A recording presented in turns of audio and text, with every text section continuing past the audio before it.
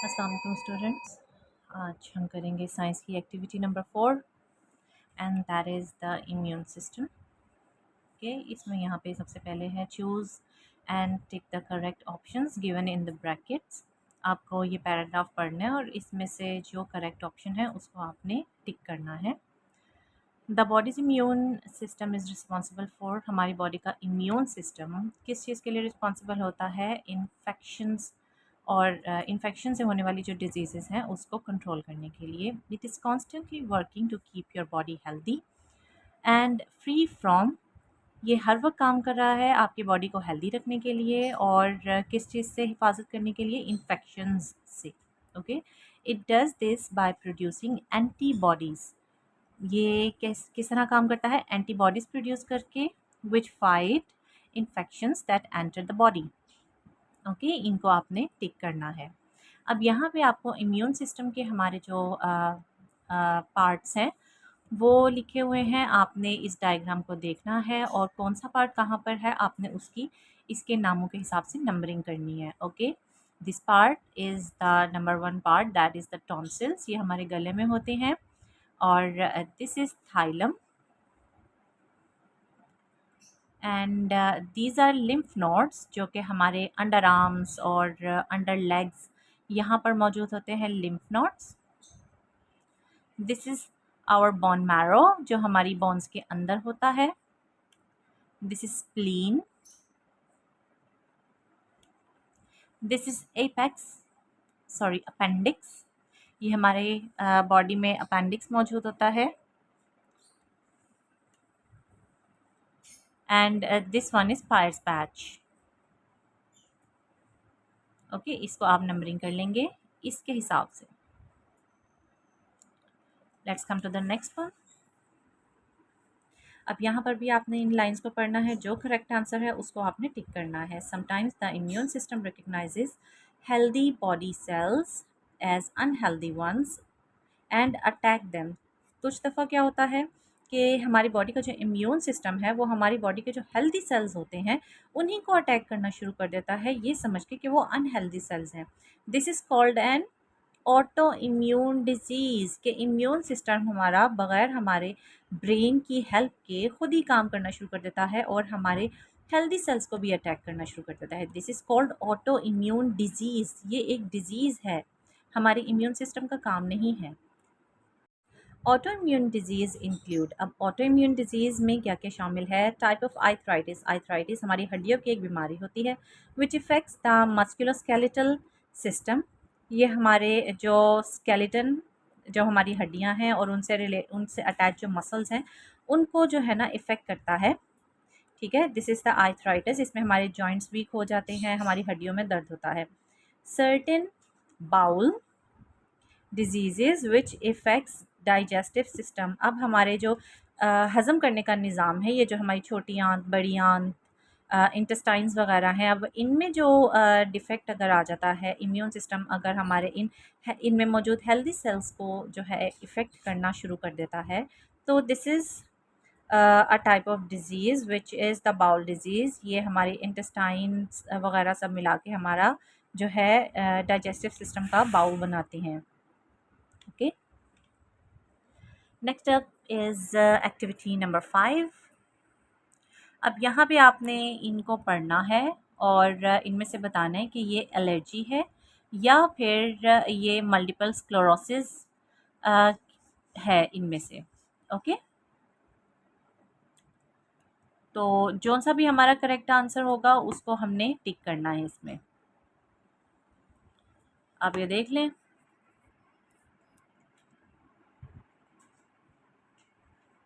इन सबको note down कर लें।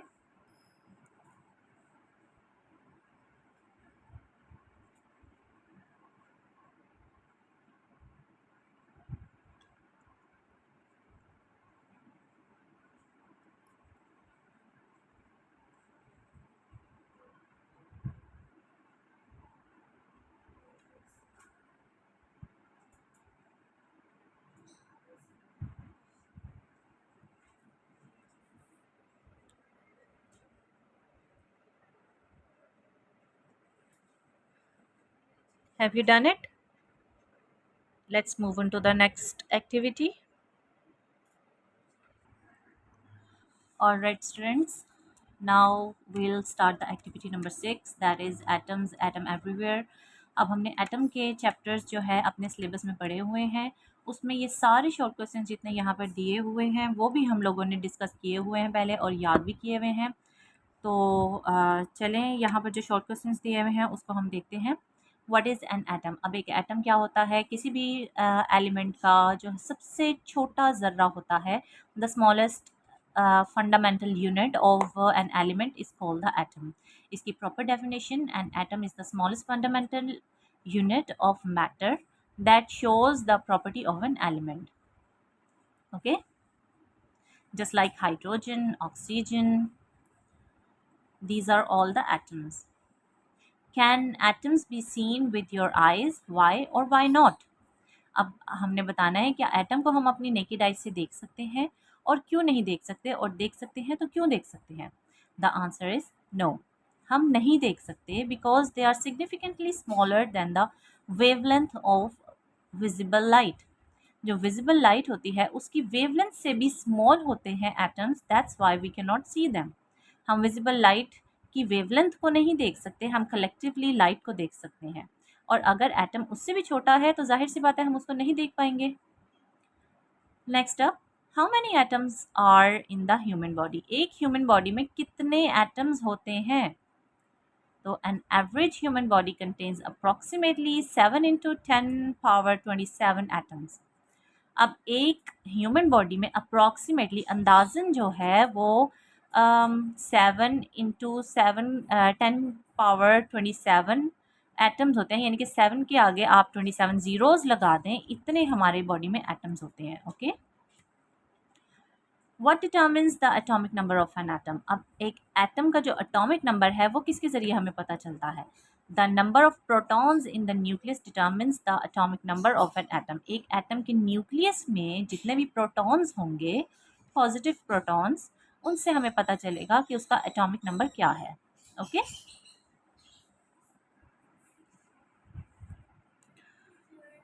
what can change depending on the number of protons in an atom? जो atom है उसमें नंबर ऑफ प्रोटॉन्स किस वजह से चेंज हो सकते हैं?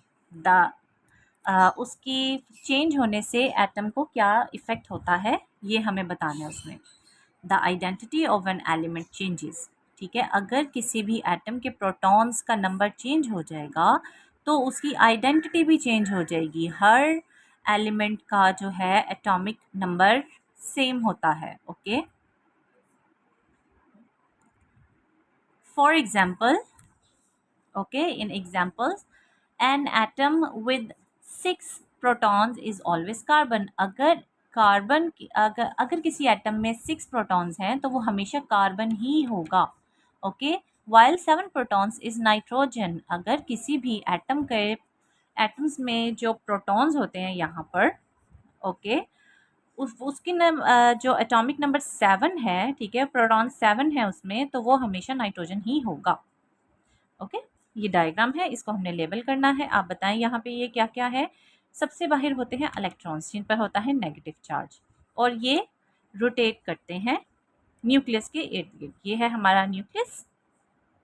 Okay, this is the positive charge, these are protons, and the neutrals are neutrons. Okay, you can note it down now.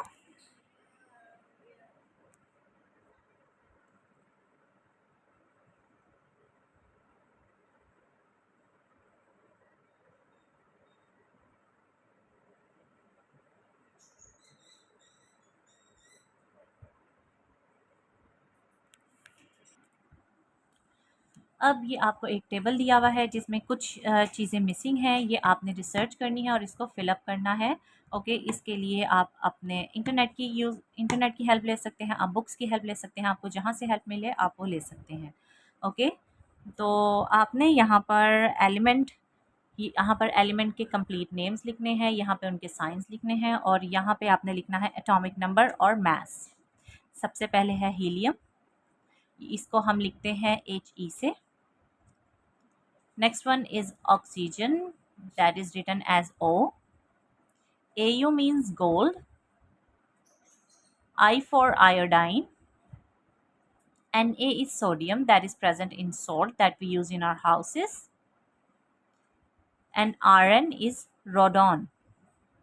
Okay helium का एटॉमिक नंबर 2 होता है, ऑक्सीजन का 8 होता है, गोल्ड का 79 होता है, आयोडाइन का 53 होता है, sodium is 11 and रोडॉन is 86।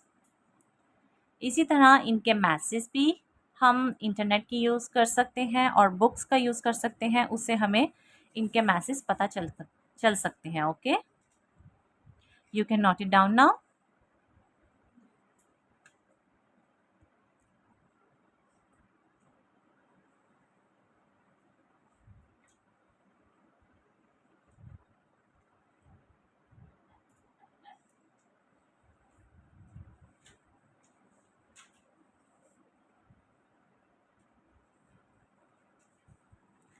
Let's come to the next short questions.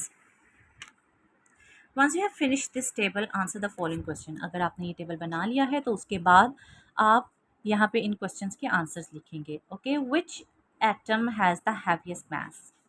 अब कौन सा एटम इनमें से ऐसा है जिसका सबसे हैवी मास होता है? ओके, हमने देखना है किसका इन सब में सबसे ज़्यादा मास है, and that is Rn, radon. Okay, it has the mass of 222. Okay,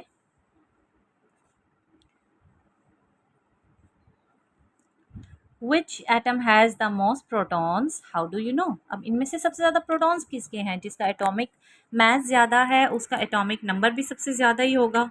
okay, तो एटॉमिक नंबर हमने देखना है इसमें किसका सबसे ज़्यादा है, and that is also radon। Atomic number ज़्यादा है तो डेफिनेटली इसका मास भी ज़्यादा होगा। तो radon has the most protons because the atomic number of protons in an atom's nucleus, and radon has the highest number, that is 86.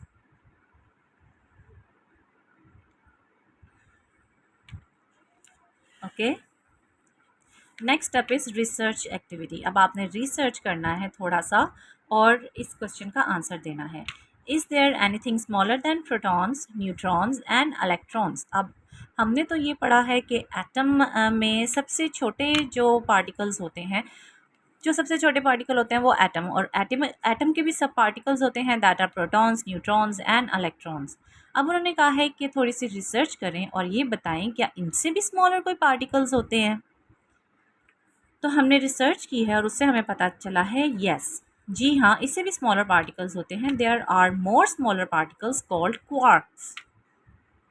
Okay, इन सबसे भी छोटे पार्टिकल्स होते हैं और उनको क्या कहते हैं? उनको कहते हैं quarks. Additionally, there are subatomic particles like gluons, which acts like a glue holding quarks together. Okay, atom में और भी छोटे पार्टिकल्स होते हैं जिन्हें क्वार्क्स कहते हैं, और इनको अटैच करके रखने वाली जो ग्लू होती है उसे कहते हैं ग्लूऑन। तो ये इनसे भी छोटे पार्टिकल्स हो गए। Okay, now let's come to the activity 7, that is physical changes of matter. Okay, the first question is Jody is making a drink of dilute squash.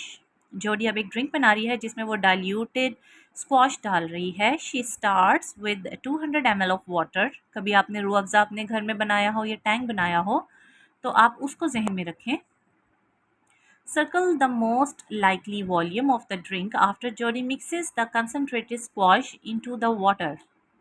Okay, अब 200 ml उसके पास वाटर है और आपने ये बताना है उसने कितना डाइल्यूटेड जो है ना स्क्वाश बनाया है। ओके, तो अंदाज़न आपने बताना है कि कितनी उसमें स्क्वाश की क्वांटिटी डलेगी कि एक मज़े का ड्रिंकेबल ड्रिंक बन जाए। ओके, तो हम अंदाज़न लगाते हैं 220 ml। उसमें 20 ml जो है स्क्वाश डलेगा 200 ml वाटर में, तो हमारे पास 220 ml जो है जूस मिलेगा। Okay, next is sort this reactions into chemical or physical changes by drawing a line to the correct heading. अब आपने बताना है कि इन ये जो सब यहाँ पर दिए हुए हैं इनमें से कौन कौन सी फिज़िकल चेंजेस हैं और कौन कौन सी केमिकल चेंजेस हैं। हमने यहाँ पर जो भी फिज़िकल चेंजेस हैं उनको ब्लू पेन से मार्क कर दिया है और जो केमिकल चेंजेस हैं उनको हमने ग्रीन पेन से मार्क कर दिया है। Okay, you can also do it like this.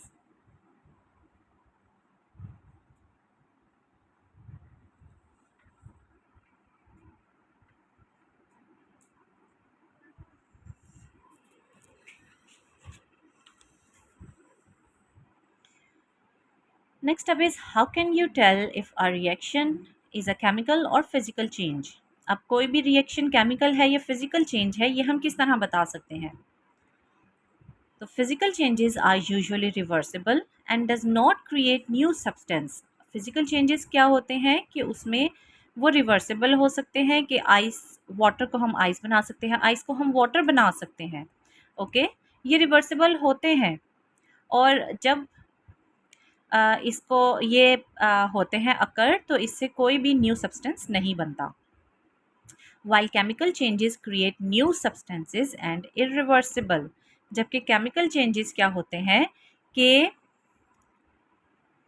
वो न्यू सब्सटेंस बनाते हैं और उसको हम चेंज नहीं कर सकते। जिस तरह वुड, अगर लकड़ी को हम जला दें तो वो कोयला बन जाती है लेकिन वो वापस लकड़ी नहीं बन सकती।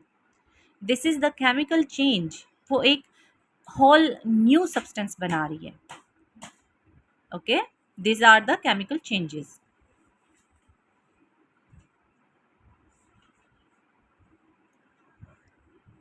Next is to complete the diagram and show the arrangement of shaded particles after।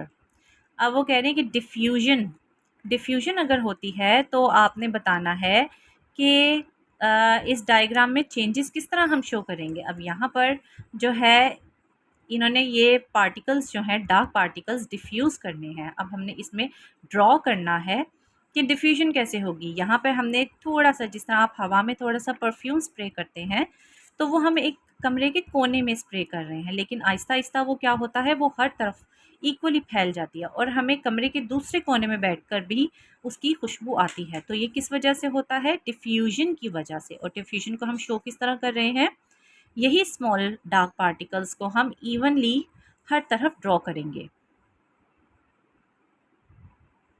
Okay,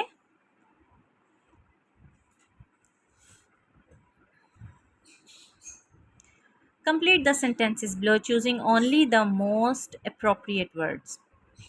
अब यहाँ पर वर्ड्स दिए हुए हैं, हमने ये बताना है कि कौन कौन से वर्ड्स यहाँ पे लगेंगे। Diffusion is the movement of particles from an area of high concentration to an area of low concentration until they reach equilibrium। अब इनमें से यहाँ पे 6 हमें वर्ड्स दिए हुए हैं, इनमें से जो मोस्ट अप्रोप्रिएट वर्ड्स हैं वो हमने चूज़ करने हैं जो कि हमारे इस लाइन को कंप्लीट करें। Okay,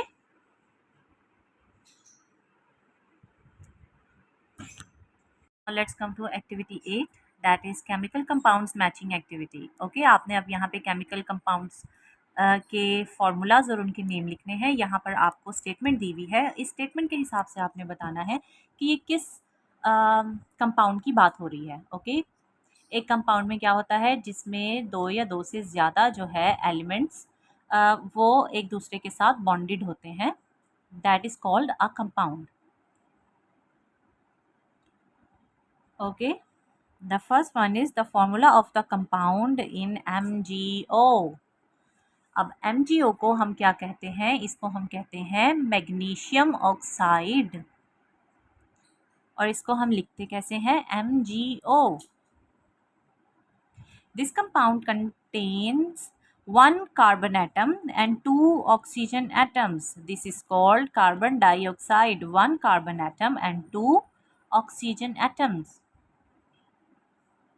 The next one is the compound contains 2 hydrogen atoms, 1 sulfur atom and 4 oxygen atoms। इसको हम क्या कहते हैं, इसको हम कहते हैं sulphuric acid, H2SO4। Okay, next is the compound keeps is hydrated. अब हाइड्रेटेड से हमें पता चल रहा है कि ये वाटर की बात हो रही है, H2O। This acid is found in our stomach. हमारे स्टमक में कौन सा एसिड होता है? HCl, that is hydrochloric acid. This compound is used in the manufacturing of fertilizers. Fertilizer में सबसे ज़्यादा कौन सा कंपाउंड यूज होता है? That is ammonia, NH3, 1 atom of nitrogen and 3 atoms of hydrogen.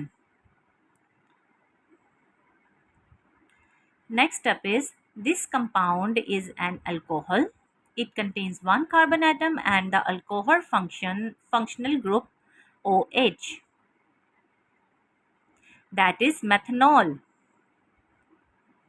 CH3OH. This compound is a hydrocarbon with 4 carbon atoms. ये एक hydrocarbon है, इसमें हाइड्रोजन है, कार्बन है और कार्बन के कितने इसमें एटम है? 4।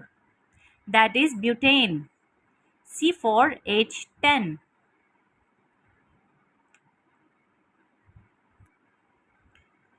Cow produces a significant amount of this compound. अब काउज से हमें क्या मिलता है? Methane, CH4.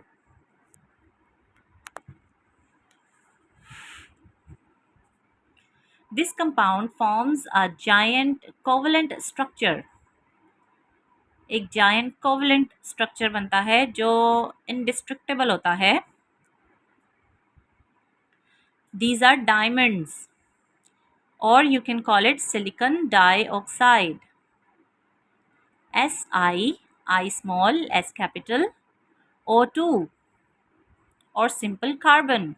Diamond is pure carbon.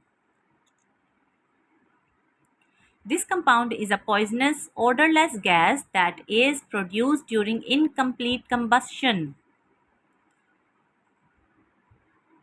This is carbon monoxide, CO. This compound contains one hydrogen atom and one fluorine atom.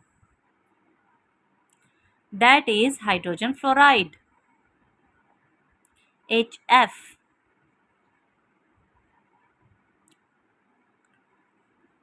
This compound is produced during photosynthesis. अब photosynthesis हमने पहले भी पढ़ा है, उसके दौरान हमें क्या मिलता है? Glucose, sugar, that is C6H12O6. This compound has the formula MgCl2. This is called magnesium chloride, MgCl2. This compound forms a giant ionic structure and is often put on chips. Sodium chloride or salt, NaCl, N capital, A small, C capital, L small.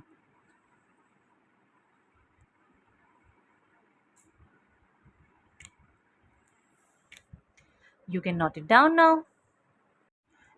Next is activity 9. इसमें आप लोगों ने बताना है कि homogeneous mixtures कौन से हैं इसमें से और हेट्रोजीनियस मिक्सचर कौन से हैं. होमोजीनियस मिक्सचर वो होते हैं जिसमें आप जब मिक्सचर बनाते हैं तो उसमें से आप आइडेंटिफाई नहीं कर सकते कि इसमें कौन कौन से सब्सटेंस डले हुए हैं, जबकि हेट्रोजीनियस मिक्सचर ऐसे होते हैं कि उसमें से आप आराम से अलग कर सकते हैं डिफरेंट सब्सटेंसेस को. सबसे पहले है एक बर्गर एक हेट्रोजीनियस मिक्सचर है. इसमें आप बता सकते हैं एक पैटी डली हुई है, एक जो है इसमें बन है, इसमें चीज़ है, इसमें डिफरेंट वेजिटेबल्स हैं, ये सब आप बता सकते हैं अलग से. So this is heterogeneous. A hot beverage और टी और coffee is a homogeneous. This is heterogeneous. And you can write all of these.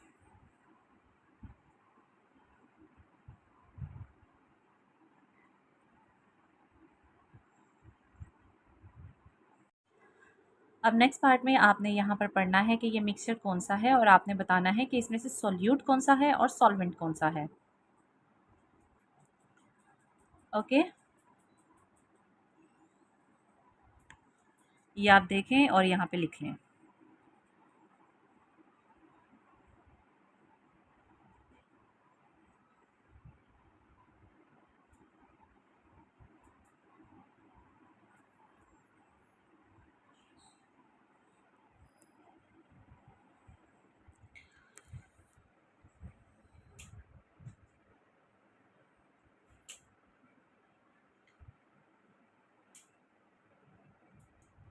Activity सी में आपको इस बॉक्स के अंदर बताए हुए हैं थोड़े से वोकैबुलरी वर्ड्स, और आपने यहाँ पर ये सेंटेंसेस पढ़ने हैं और इसमें जो सूटेबल वर्ड है आपने वो लगाना है।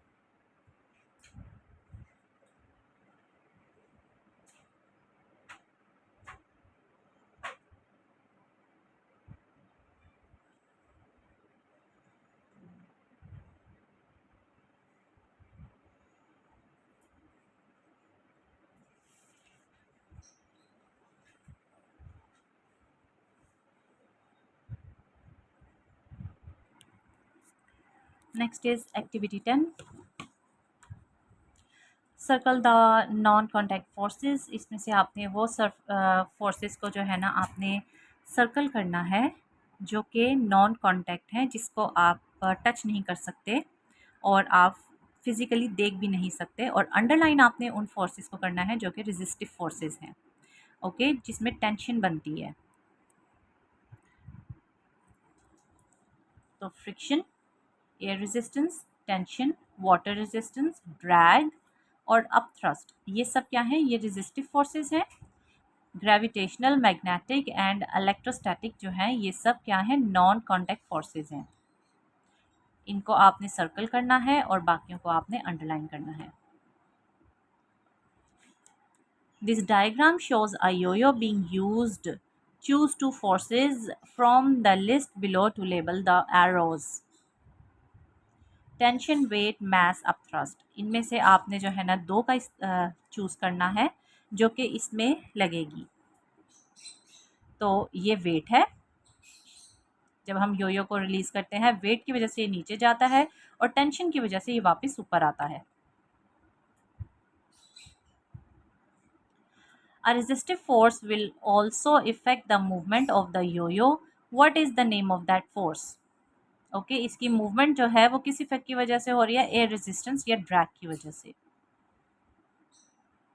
Circle the correct unit of measuring forces. अब फोर्स का यूनिट क्या होता है? न्यूटन, जिसको हम लिखते हैं कैपिटल एन से। Are you doing it?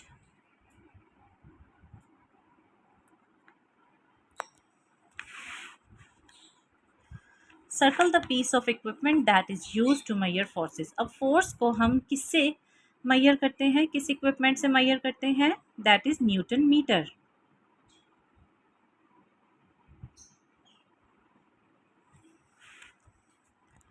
The diagram shows an object on the table. अब एक डायग्राम है और इस पे टेबल पर एक ऑब्जेक्ट रखा हुआ है, तो आपने बताना है the reaction force of the table acting on the object is 30 Newton.